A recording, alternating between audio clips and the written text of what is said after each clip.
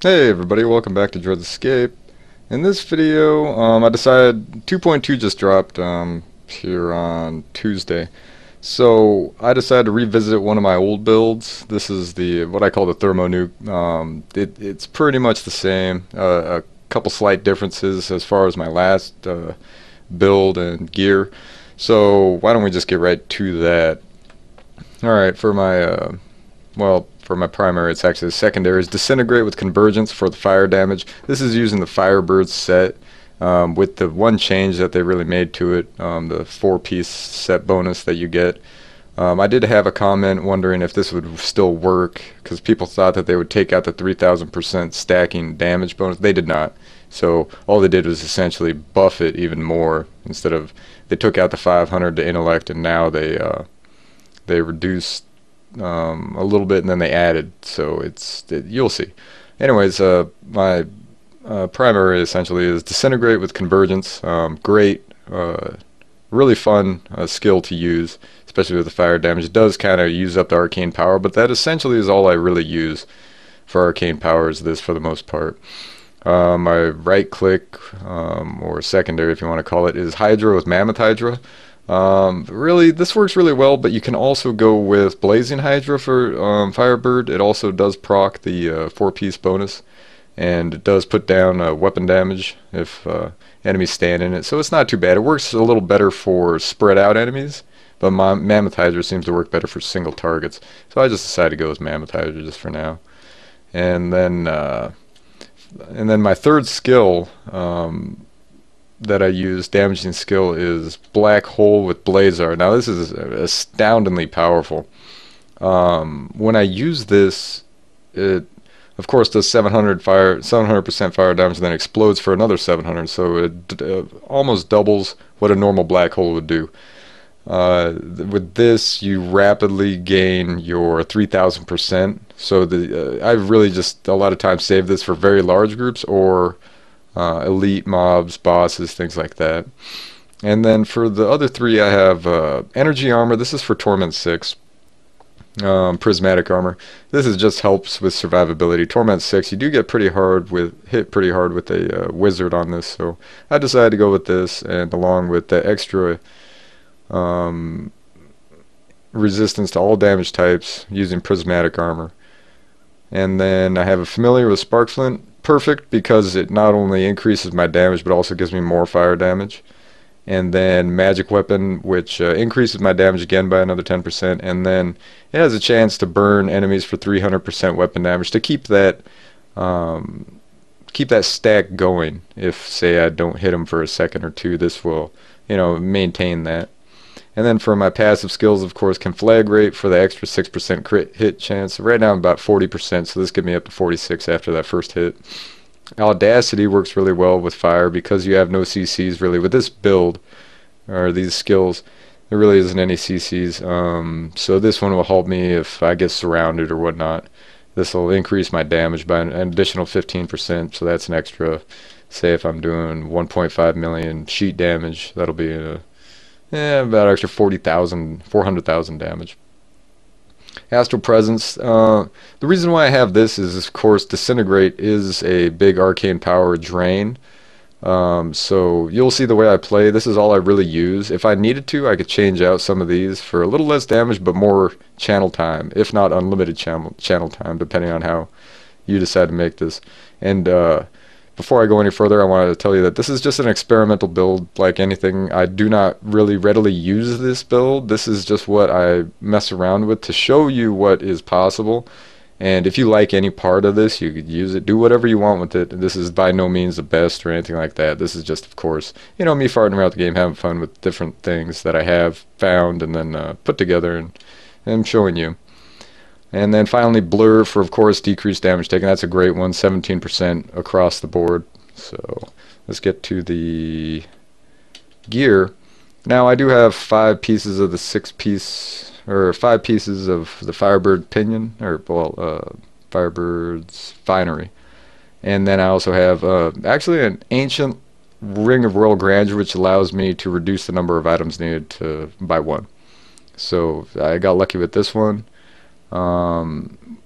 and then I still need to re-roll a third socket. I tried. I have not got it. This is, I think, at $1 million, $1 million gold for me to re-roll this. So I'm still trying.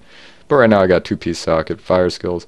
Cinder Coat, pretty much if you got a fire build, you need to try to use this just because the reduced cost and the increased fire damage. I have Mage Fist. This is actually a really good one. If you can see the stats, it's a great roll. Not perfect, but as you can see, I got, of course, the fire, intellect, attack speed, crit hit, damage, and chance all going there. I could get better, but it'd be really, really tough. I have Ancient Slave Bonds for the 5 primary skills. So this is good for the movement speed. Does help because that way I could put my Paragon into intelligence instead of having to max out my movement speed with those points. So that gives me another, extra 100 or so in intellect through that. And then I do have Thunder Fury.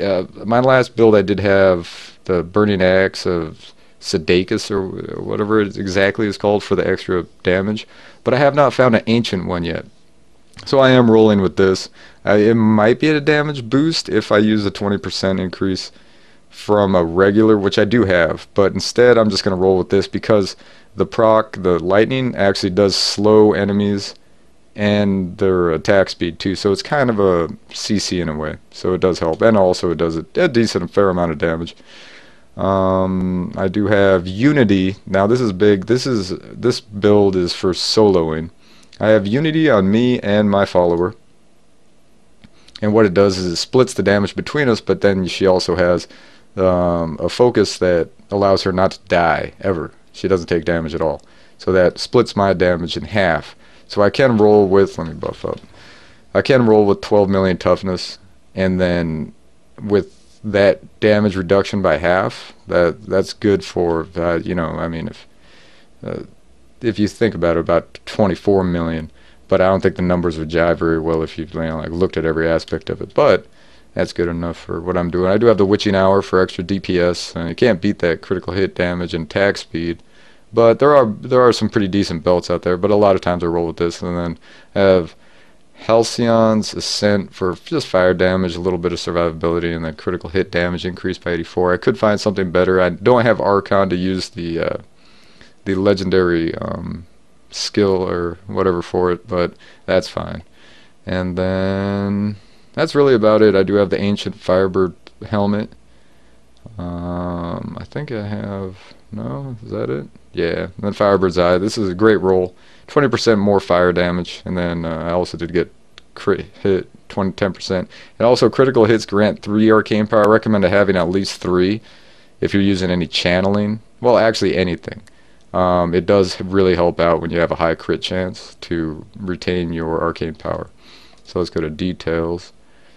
My attack speed increased 30%. The higher you go with this, the harder it is to maintain Disintegrate without blowing all your arcane power. You'll see that. I actually burst it a lot of times until I hit the harder enemies. Especially with this, as you can see, the 4-piece set bonus is your fire spells cause up to 3 enemies to explode, dealing 400% weapon damage of fire to enemies within 10 yards. That includes the person that you hit. And then if it's only a single, apparently it'll hit them 3 times if it's a single target. So it's extremely powerful. You'll see when I just shoot my beam through a group of enemies just for a second, it'll really do a lot of damage. I have all my damage numbers up, both my crit and my white damage. You'll see how high that goes. But my critical hit chance kind of low, 40%, and along with my critical hit damage, I had to take a couple hits on this to make sure that I had everything going here. I could get these up, but like I said, I'm not going to work too hard on it. I do want them high, but this is just a experimental fart around build. And then fire damage increase, as you see, 88%. I can get this actually really high with a little bit better rolls on some gear, along with the axe and Stone of Jordan. I could probably get that up around 130, 140%, I'm thinking. But yeah, that might be down the road a bit. And then defense, nothing crazy, just typical 12 million. Not really too high for Torment 6, but with Unity it really does help. My life is actually pretty low, 400,000. A lot of this is re-rolled for damaging skills. So Unity does help for me to allow me to just re-roll a lot of stuff just for damage. 20%, 21% life bonus off the helm. Not too much else going on there, just nothing really special. And that's about it for that. So why don't we go into this rift right here, because I know everybody kind of got old with me going to that first place. They're saying, yeah, the enemies are too weak. Well, I think it kind of scales. I've fought later stuff, and all that was about the same difficulty. It's just some of them have better CCs than others. So right off the bat, we got one of those guys. So all I do is hit him with my black hole, and then he charges me. And I got a legendary right off the bat. That's fucking cool. So, on the weaker enemies, all I do is just burst them with my disintegrate, and then of course just keep up my Hydra in some decent spots. And as you can see, the explosion itself probably does about 14,000 crit, or 14 million crit damage, and that automatically applies the dot. So then, you know, it's really, if you watch their health and it gets down to about half, they're gonna die anyway, so you could just leave them. So because you already did half their health in damage, the other half is gonna drain off through your dot, and then, you know, they're gonna get hit by some other crap while you're, so you don't have to focus primarily on targets to kill them. Really, you just hit them real quick and then that's it. And what I do like about this build is it's very fast. You know, you can just quickly laze a guy, and that's what I just kind of call it. It's funny. I got that from watching military documentaries. But you can laze a guy and real quickly and then run off. Ooh, that's a bad spot right there. They must have been weak. I annihilated them. But you just really quickly touch them with your laser and then you just try to hit as many enemies as possible. Now, it seems like there is a cooldown for that 400% weapon damage. I think it's about 1 second, or, you know, that may reduce, but it won't keep hitting 3 guys for explosive damage. It'd be way too powerful for that. So it does have somewhat of an internal cooldown for how much they explode. So, but it's hard to notice, and it is so powerful that it is a big change. I mean, this build was pretty damn good, and now it's actually really good. For, you know, just pure damage itself. It's hard for enemies to even get close to me before they die, especially with Audacity, increasing that damage so much. Well, 15% is not astounding, but, you know, it definitely makes a difference. And this guy wants to freeze me. Ain't gonna happen. Now, I do have the treads that allow me to not get frozen, but then I would have to rearrange some stuff. Not really too into that, just for a single piece, so I'll just be fleet-footed for now. But yeah, for the most part, very fun build. I do like this build quite a bit. Firebird has always been a little boring, I want to say, but with this you got a few different skills you could use. You could put down your Hydra, that'll help you out, and then you know, you can just quickly spray across enemies, and that should get enough of them going. Yeah, gem hoarder. Then all you gotta do is fry guys that take a little bit until they start burning, then just chase them around or run off, one of the two. And the vacuum, that's one thing I want to talk about. They implemented a vacuum system for loot, and anything that you drop that's similar, well, okay, any gems that drop, anything within 20 yards, will get picked up by the vacuum. So that is a huge plus, especially when you run into, we've all ran into those like 20, what do you call them? 20 goblins that carry their sacks. Jeez, I can't even remember what the hell it's called. Anyway, you run into 20 of them, you kill them all, and then you got so much loot laying around. At least now you could click on, like, say, a veiled crystal, and then you pick them all up in that area. That is a huge help instead of having to click 1,000 times just to pick up every single piece. So I do like that, and also it keeps, I do not pick up any other gear unless it's legendary. I don't know if any of you do that. I already have enough mats from playing this enough that I do not need any of that. If I do, it's real easy to get it back. Plus, you get a lot of mats from, you know, Rift bosses, everything like that. And actually, I will complete the Rift, just for you guys. But, as you can see, it's not the most powerful build. I have seen shit that just astounds me. How powerful it can be. Where it's just, you'd be what is it, a monk? I've talked about it before. Some guy had you might have seen it if you keep up to date with what Blizzard, you know, they'll post somebody's build, and they had a video on this guy that had this monk build, a cooldown reduction monk, along with the set, you know, the most powerful set for the monk. And that guy was doing billions of damage regularly, and moving across the screen with his dash. And so he was one-shotting just elites like it was nothing. I was like, well, that's just kind of game-breaking in a way, I would think. I mean, even this is a little out there, but the sets are getting a little out of control now. I mean, there's no way that you could compare set bonuses to, like, you know, gear. I mean, there's some gear builds that work good, but just for the ease of having such a powerful character, just by finding a few pieces of gear and then finding some other stuff that works with it well, and then all of a sudden you got a super powerful character. That, yeah, oh yeah, and if shit goes down, just cast that black hole red on yourself if you're surrounded, and that'll effectively take everybody out of combat. Yeah, a potion that I do not need. So anyway, I am very happy with the 2.2. They did a few things right. I wish they added some more stuff. You know, I am still looking forward to a great lightning set for the wizard. I've always been a huge fan of lightning, and so I should have the guy after this. But they still haven't come out with it yet. So then now they have. I got to cobble together the slow time set. That looks kind of interesting. I do have the helmet that gives you, I just found it, the helmet that gives you, oh, Ember, you're going down. Gives you all the runes for slow time. That does look interesting. I've never really ever used slow time. It's a cooldown skill. I'm probably going to start using it here, but now that the set is out, I'll get that together and just see how it goes. I'm sure it's really powerful. I haven't really looked anything up at it. I just viewed the stats before 2.2 came out.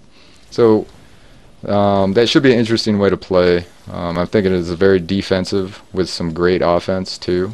So you can't beat that. So anyway, all I do is just kite this guy around and nearly die. And then what did he give me? Not a damn thing. And I'm maxed out on blood shards. So anyway, that was that's my build. And